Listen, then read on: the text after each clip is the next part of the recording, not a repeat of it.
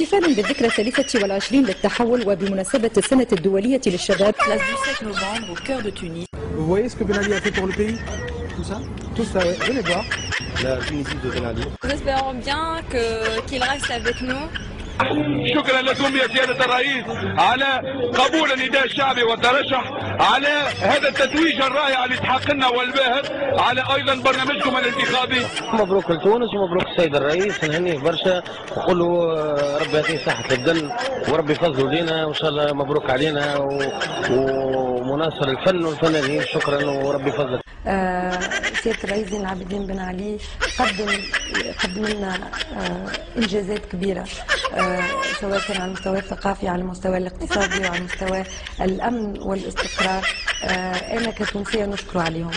قبل الواحد يحكي على ما قام به الرئيس بن علي لتونس من الثقافه وشويه، انا كما يقولوا واما بنعمه ربك فحدث. تجمعي في دار التجمع كله استعمل. لا انا ما اعرفش التجمع ما استعمل انت ما نتقبل.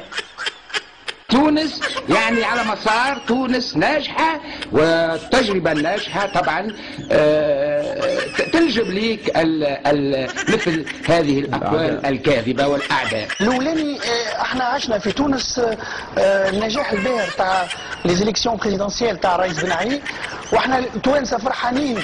هي مناشدة الآن متصلة بالترشح لانتخابات 2014.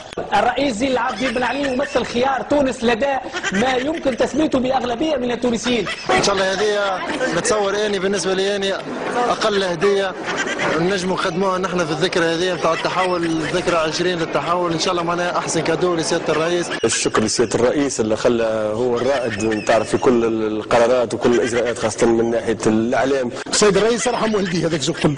ربي يفضله لنا، ربي يفضله لتونس، ربي يفضله للشباب. واحنا في سنة الشباب في العالم يقتدي بما قاله السيد الرئيس، وحدنا نعطلوا بعضنا. ربي يفضلك سيد الرئيس وربي يطول في عمرك. وحدك يا زين العرب والشباب ما يسلم فيك، ينحيك الله يخليك، ينحيك الله يخليك. شعبي يحبك يا زين، الشعب يحبك يا زين.